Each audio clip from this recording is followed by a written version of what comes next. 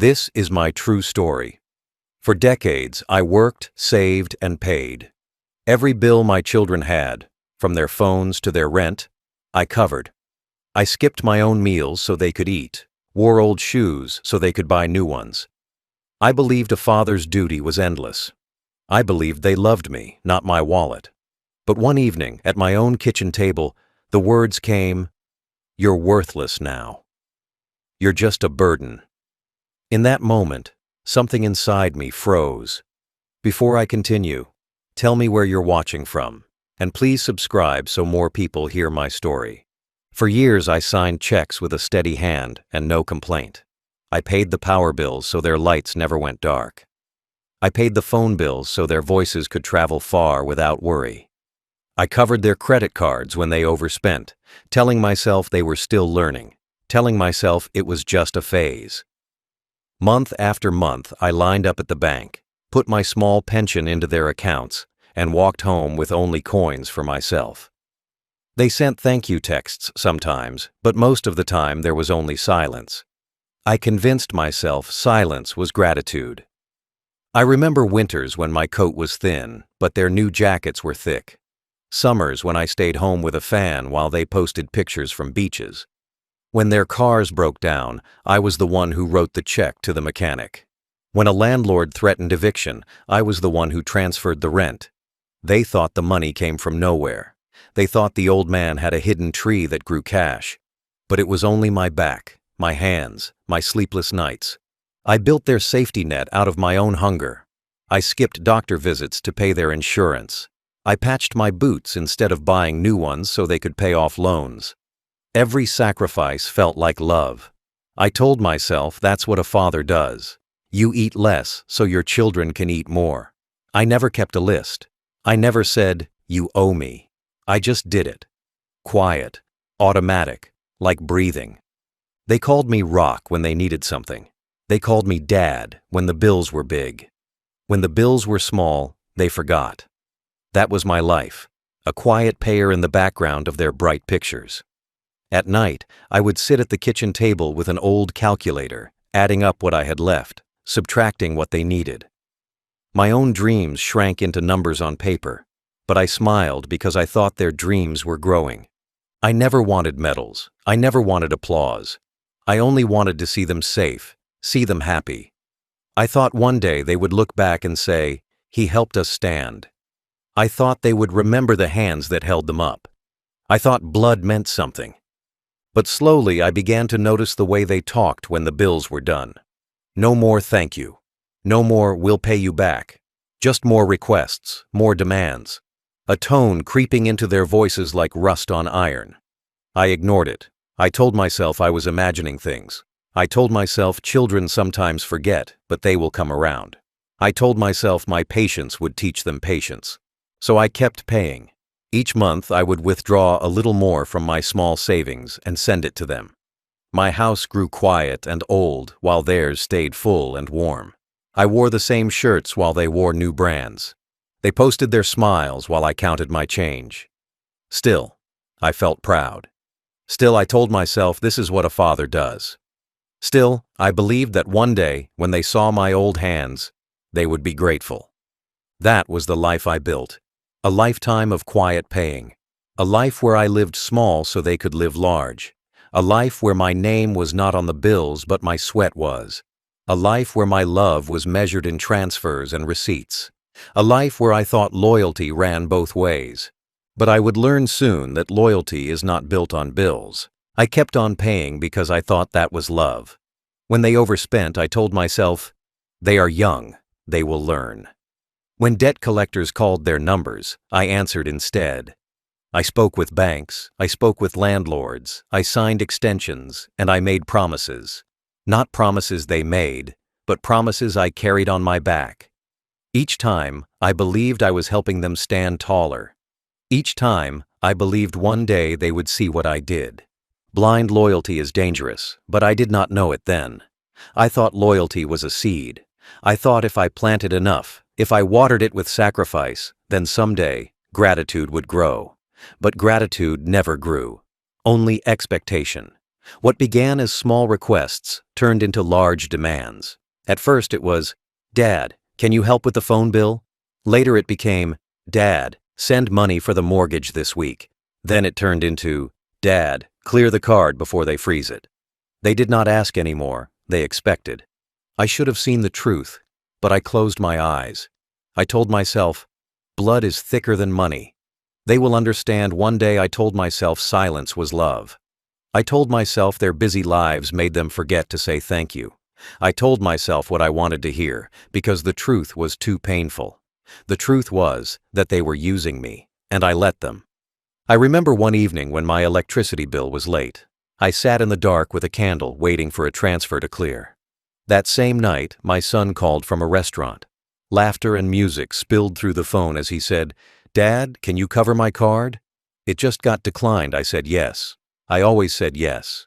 I ate bread and soup while he paid for steak with my money. I told myself it was fine.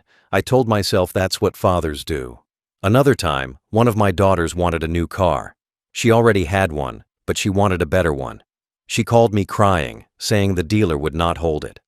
I went to the bank the next morning and took from the small savings I had left. I paid the down payment. She drove home in a new car while I walked home in old shoes. Still, I told myself it was love. Still, I told myself this was what family meant. I became blind to their greed, blind to their growing pride, blind to the way their voices changed when they spoke to me. It was no longer soft. It was sharp, commanding, impatient. They treated me like a machine, not a man, like an old wallet, not a father. But I didn't fight it. I thought fighting would break the family. I thought silence would save it. I clung to hope, even when hope was gone.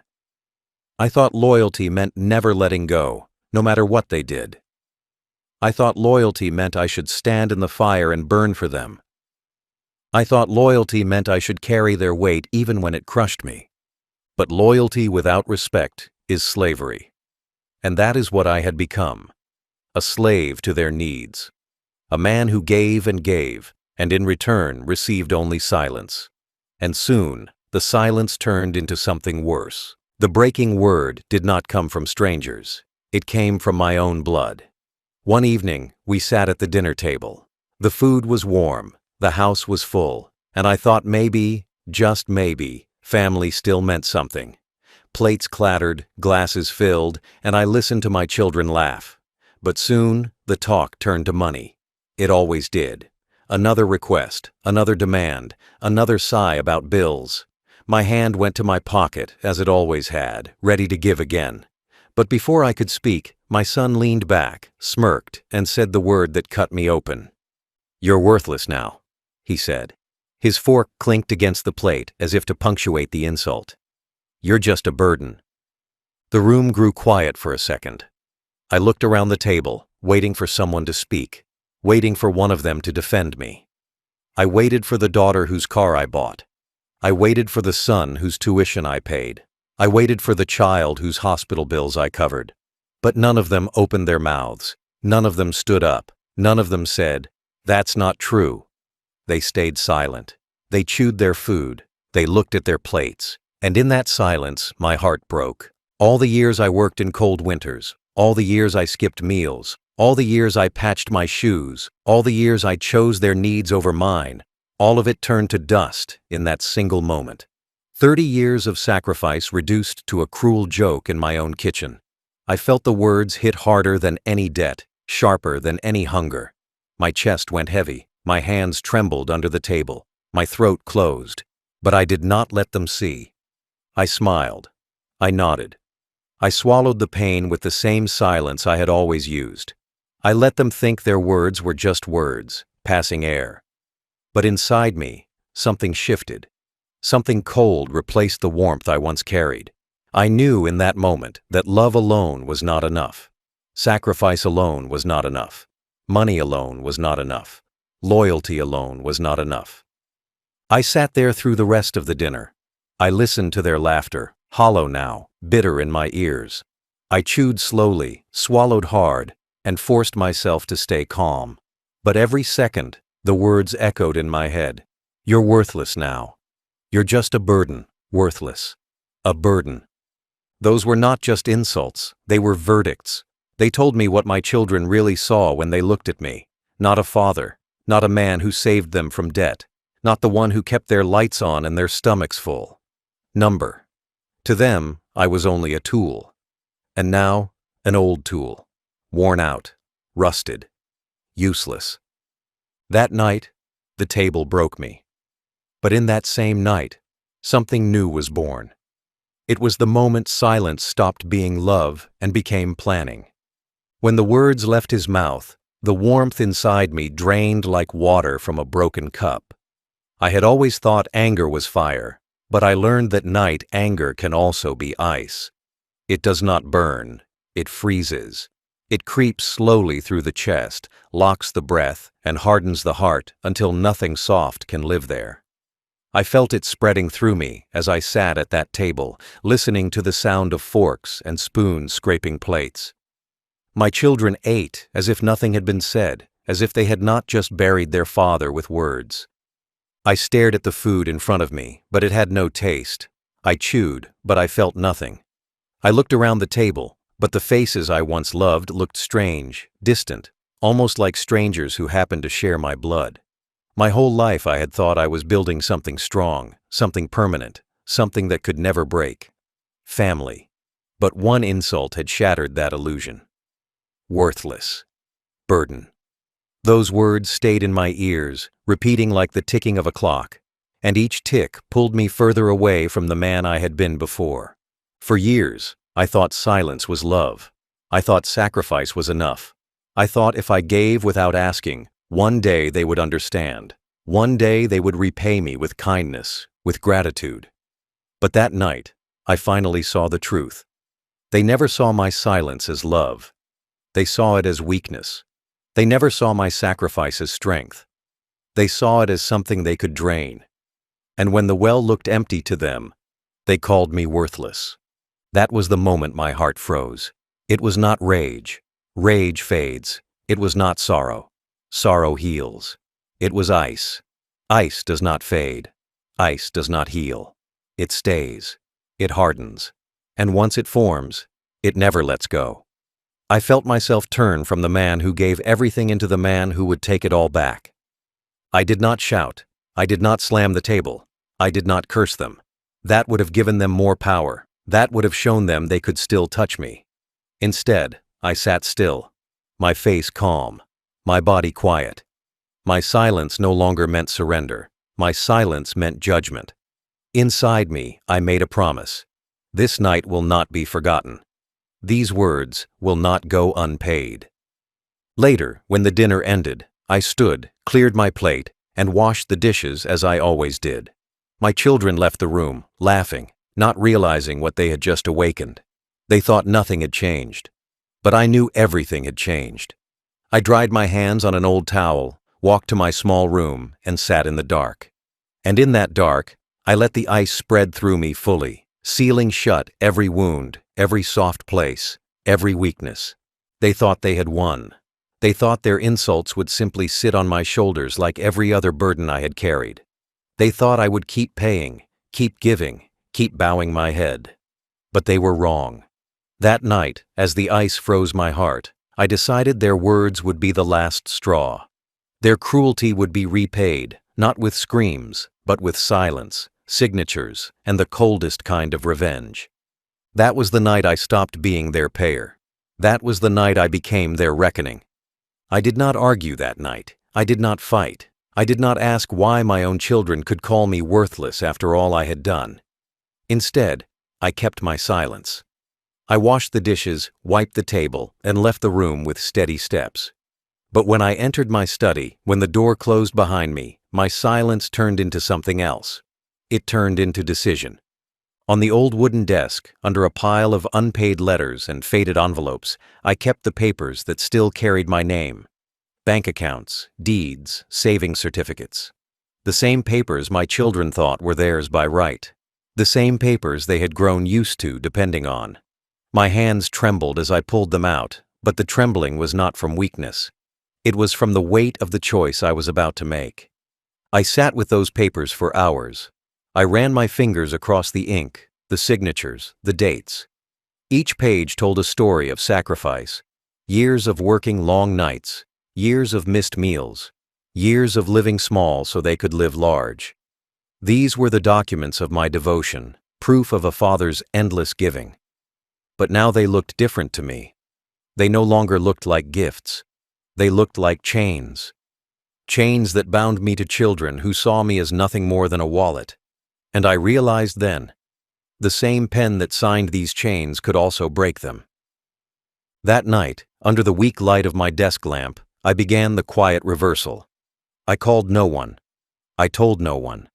I simply sat with the papers and thought of every bill I had paid, every sacrifice I had made, every insult I had swallowed. And then I picked up the pen. The first stroke was shaky, but soon my hand steadied. I moved accounts out of their reach. I changed signatures on documents. I redirected automatic payments so they would bounce back. I called the bank manager the next morning, my voice calm, my words precise. I froze joint accounts. I closed open lines. I made transfers that placed my money into hands they could never touch. Not loud moves, not dramatic moves. Silent, legal, irreversible moves. It was not anger that guided me. Anger makes mistakes. It was coldness. Coldness is careful. I wanted no trace of drama, no hint of warning. I wanted them to wake one morning and find the world they stood on had collapsed beneath them. I wanted them to feel the same shock I had felt when the word worthless left their mouths. I wanted them to see that the old man they mocked still carried power, the power of choice, the power of money, the power of silence. By the end of the week, the reversal was almost complete. The papers that once tied me to their comfort now tied me to my own freedom. I had taken back what was mine. I had erased their names, their privileges, their easy safety, and I had done it without a single word to them. They did not know yet. They laughed upstairs, they spent carelessly, they scrolled their phones. But I knew, and the ice inside me grew sharper with every quiet move I made. When I put the papers back into the drawer that night, I felt lighter than I had in years. For the first time in decades, I was not the man carrying their weight. I was the man preparing to drop it. A week after the dinner, I walked out of the house with the papers tucked under my arm. I did not go to visit my children. I did not go to explain myself. Instead, I went into town. My steps were slow but steady, and the ice in my chest guided me. I stopped in front of a small charity building, one I had passed many times before, but never entered. The sign was faded, the windows plain, but inside I heard the quiet sound of people helping people. No shouting, no insults, no greed, just simple help. I opened the door and walked in. Behind a small desk sat a young woman. She was not dressed in fine clothes. Her hair was tied back, her shirt was simple, her smile was tired but kind. I watched as she handed out food bags to two children whose faces lit up with gratitude. She spoke softly, gently, as if every word mattered. When she turned to me, she did not ask for money. She did not ask for help. She simply asked, "How can I help you today, sir?" Her voice carried no expectation, no demand, only respect. I sat with her for a while. We spoke of nothing big. She told me about how she used her own wages to buy food for families when donations ran low. She told me how sometimes she went without dinner so someone else could eat. She asked nothing of me. She did not know who I was. She did not know the papers I carried. She only saw an old man with tired eyes, and she treated me with more respect in 5 minutes than my children had in years. That night, her face stayed with me. The sound of her voice, the way she carried herself, the way she gave without asking. She reminded me of who I used to be before betrayal froze me. And something inside me decided, if my blood could not value me, then my legacy would go to someone who could value the life of others. The next day, I returned. This time, I carried the papers out of the drawer. I asked to see her again. She smiled, surprised, and welcomed me into her small office. I sat across from her, unfolded the papers, and slid them across the desk. She looked confused. She said, "Sir, I don't understand. What is this?" And I told her, "It is everything. The house, the savings, the accounts. It is what I built all my life. And now, it is yours." She shook her head, tears in her eyes, and said she could not accept. But I insisted. "My children called me worthless," I said. "But you, without knowing me, without asking, you gave value. You fed strangers. You gave respect. You asked for nothing. So now I give you everything." Her hands trembled as she signed where the lawyer later placed the lines. My children's names were erased like chalk from a board. In their place, a stranger's name was written. A stranger who became my heir. And in that moment, I felt no regret. I felt only calm. Once the papers were signed, there was no turning back. The lawyer stamped them, the witnesses nodded, and the quiet sound of pens scratching on paper sealed the fate of my children. I did not tremble. I did not hesitate. I had lived my life giving, but now I had chosen to take back in silence. The execution was not loud, not dramatic. It was cold, clean, and final. I transferred funds into new accounts with her name. I moved deeds out of reach from the hands that had mocked me. Every signature was like a nail closing the coffin of their easy life. When the last paper was done, I walked out of that office lighter than I had ever felt. The same weight that bent my back for years had lifted. I was no longer the man who carried their debts. I was no longer the man they called worthless. I was the man who had taken control, and control, once lost, is sweeter when reclaimed. At first, they did not notice. They kept spending. They kept swiping their cards. They kept living as though my wallet would always open when theirs ran dry. They thought the bills still belonged to me. They thought the safety net was still strong. They had no idea I had cut every thread. Then the first month came. The automatic payments they depended on bounced back. The mortgage was late. The credit card companies began calling. The car loan notices arrived in the mail. At first, they laughed, thinking it was some mistake at the bank. They called me, expecting the old man to fix it again. My phone buzzed and buzzed, but I let it ring. For years, I had answered every call, even at midnight. Now, I answered with silence. Their anger came first.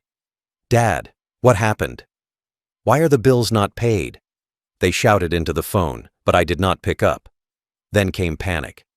"Dad, the bank says we're behind. Dad, the car will be taken. Dad, the lights will be cut." Their voices turned smaller each time, weaker, thinner. But I stayed silent. While they struggled, I sat in peace. The young woman at the charity was already putting the money to use. She bought food for the hungry.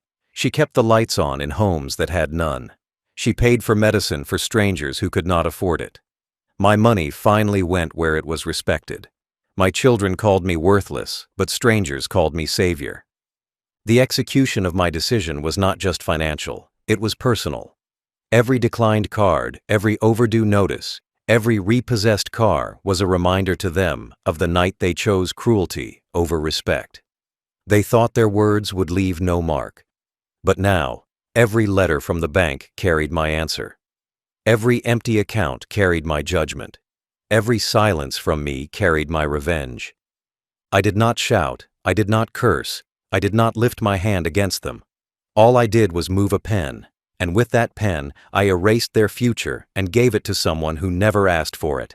That was my justice. That was my revenge. The shockwave did not come all at once. It came in waves, each one heavier than the last. At first, it was a declined card at the store. Embarrassment on their faces as the cashier said, "It didn't go through." They laughed nervously, said they would fix it later, and walked out with less than they planned. They called me that night, angry voices demanding answers, but I stayed silent. The next wave came when the mortgage notice arrived. A red stamp across the envelope. They had never seen one before, not while I was alive and paying. They opened it with shaking hands. The house they thought was secure was now under threat. That night, their laughter at the dinner table was gone. Their eyes darted at each other, fear replacing pride. Then came the creditors. The phones rang day and night. Calls from banks, from companies, from landlords. Their confidence cracked. I imagined them sitting at the same table where they once called me worthless. now whispering about bills, about debts, about what to do. Their smug smiles had turned into lines of worry. Their silence was no longer the silence of arrogance. It was the silence of panic. Soon, the cars followed. One morning, a tow truck arrived. Neighbors stood on their lawns watching as shiny vehicles were hauled away. The same neighbors who once admired my children's easy life now whispered behind their backs. "They must be broke," they said. "They can't even keep their lights on." Respect drained away as quickly as their credit. I stayed out of sight. My phone rang less now because they knew I would not answer. Anger had burned away. All that was left in their voices was fear. "Dad, please just help us this once. We'll change. We'll be better." But I had heard that tone before. I had heard it when they needed money, when they wanted me to save them. Their words no longer touched me. My heart was ice. The shockwave spread beyond money. Friends they once bragged to stopped answering their calls. Invitations dried up. Their parties ended. Their smiles vanished from pictures. They shrank into shadows of the people they once pretended to be. Their pride, their vanity, their laughter, all gone. And every piece of their downfall traced back to one night, one sentence, one word: worthless. While they sank, I watched the stranger I chose grow. Her charity filled with food, with light, with hope. People who once starved now ate. Families who once shivered now slept warm. And she never once called me worthless. She never once asked for more. She simply worked, quietly, with the gift I had given her. That was the proof I needed. My money had finally found its place. The shockwave broke my children. It left them with nothing, no money, no pride, no respect. And all because they forgot one truth. A father's silence is not always weakness. Sometimes it is warning. Sometimes it is the start of the end. The social collapse came slowly, but when it arrived, it crushed them harder than any bill collector could. Money loss is one pain, but respect loss is another. Respect does not come back once it is gone. My children had built their image in the community on ease and display.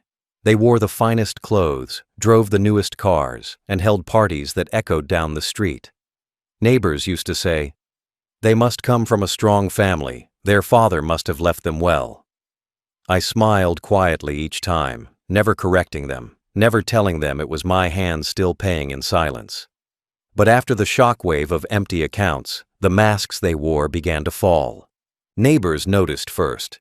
People who once waved with admiration now crossed the street without looking. Creditors came to the door, knocking loudly, papers in hand. Whispers grew in grocery stores and at church gatherings. "Did you hear? Their father stopped paying. They called him worthless, and now look at them." The words traveled faster than fire, and my children felt the sting of the same mockery they had once thrown at me. Friends disappeared next. Invitations stopped. Phones went quiet. The people who once filled their houses for parties now filled other homes, leaving my children to sit in silence. Pride turned to shame. They stopped posting pictures, stopped dressing in new clothes, stopped showing their faces in public. They had built their lives on an image, and now that image was gone. Inside their own homes, the collapse spread further. The lights dimmed as electricity was cut for late payments. The water stopped once when a bill was missed. The fridge emptied, not because they were lazy, but because money no longer flowed in from the father they mocked. They tasted hunger for the first time. They felt cold winters without warmth. They learned what I had endured for years so they could live in comfort. The difference was simple. I endured with love. They endured with regret. The humiliation became unbearable. The same mouths that called me worthless now whispered apologies, but only when no one was listening. Some of them tried to reach me again, letters written in shaky words, begging for forgiveness, begging for help. But I did not answer. My silence was their reply. My absence was their punishment. They had built their world on my back, but when they kicked me down, they kicked down their foundation. Without me, their castle turned to dust. Meanwhile, the stranger I chose grew stronger.